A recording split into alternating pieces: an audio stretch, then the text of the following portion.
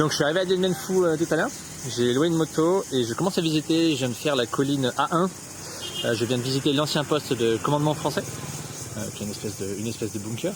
Et là je suis au mémorial aux morts pour les soldats et les officiers français. D'ailleurs le lieu est très bien tenu, je ne sais pas si c'est entre guillemets la région ici de Dien Bien qui fait très attention aux monuments, etc. Mais tous les monuments sont vraiment en très bon état. Ça fait toujours quelque chose de visiter ce genre d'endroit. Il n'y en a pas énormément d'ailleurs au Vietnam à visiter relié à l'histoire française, beaucoup moins que l'histoire avec les Américains notamment, ou même avec les Khmers rouges. Et le monument est impeccable. Je mets juste les plaques parce que ça pourrait en intéresser certains, je pense. Il y a les plaques de nombreux régiments anciens, je pourrais dire des bêtises, les volontaires du 8e RPIMA, les Saint-Cyriens de la promotion, etc., etc. Donc il y a pas mal de trucs comme ça. Et le lieu est vraiment impressionnant. J'espère que je trouve les mots pour l'expliquer, mais ça fait toujours quelque chose de visiter ce genre d'endroit. Depuis tout à l'heure, je suis dans la ville et je me demande, mais elles sont où les rizières? En fait, Dien Bien Phu, c'est très connu pour avoir une énorme vallée de rizières avec du riz de très bonne qualité. Je crois que c'est la vallée de Mong Tan d'ailleurs, le même nom que les hôtels. C'est plutôt l'inverse. Et du coup, là, je suis dans les rizières. Waouh, comment c'est beau ça! Zoom un peu. Ça va faire vibrer. On va faire pousser par un scooter. On va dézoomer un peu. Et donc en fait, il y a du riz partout, partout, partout. Aujourd'hui, le but c'est pas de se balader dans le riz. Je vais faire des petites balades au cas où. Ce sera un peu plus tard. Mais c'est toujours sympa de s'arrêter 2 petites secondes et faire 2-3 vidéos photos.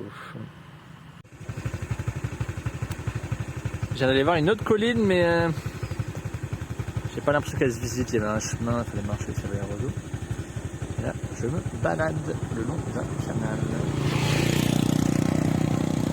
Très beau, Dien Bien pour l'instant. Super première impression. Très très beau. On reprend les visites. Je suis sur la colline Béatrice. Je pense que vous le savez tous, mais les collines avaient des noms. Et encore les tranchées et tout. Assez impressionnant à visiter, je dois avouer. Les tranchées, ça fait quelque chose. Chiou! Ouais, bonne impression jusqu'à la fin. Super beau. Magnifique, c'est la vallée juste autour de Dien Bien Phu. Là, je pense que je suis à peut-être 10 minutes en moto du centre-ville. Je viens de m'arrêter 2 secondes. C'est magnifique. J'ai rarement vu des si grandes rizières dans le nord. À part à Tai Binh qui a la réputation d'être le grenier à riz du Nord-Vietnam, et encore c'est dans le delta du fleuve rouge. Donc là je vous montre rapidement parce que la dame est en train de partir. La dame qui est là, le coucher de soleil qui est là. Ouh, magnifique, magnifique. Je termine sur l'énorme colline de Dien Bien Phu. Il y a des centaines, je pense que c'est des milliers de marches en vrai. Mais je dois avouer que je suis monté en scooter. Et la colline, franchement, elle est vraiment énorme celle-ci par rapport aux autres. Et ils ont fait une immense statue, monument, je sais pas comment on appelle ça, pour les combats, même pour les Viettes qui pourtant généralement font des gros monuments. Celle-là est immense. J'arrive à trouver mes mots, je suis un peu fatigué.